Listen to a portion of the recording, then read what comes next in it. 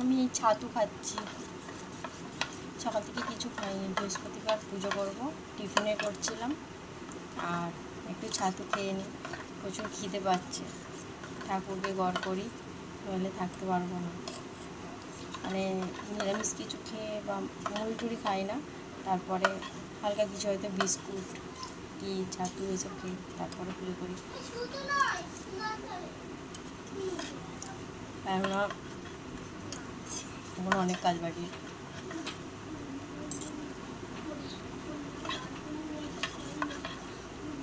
ঠাকুরের বাসন ধোবো, চান করবো, ঘর পরিষ্কার করবো, তারপরে অনেক দেরি হয়ে যাবে।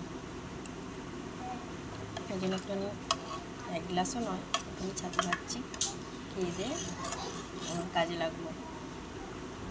কারণ মেয়েটা স্কুল যাচ্ছিলো, যাবে বলে ওই জন্য তাড়াহুড়ো করে টিফিনটা করে দিলাম।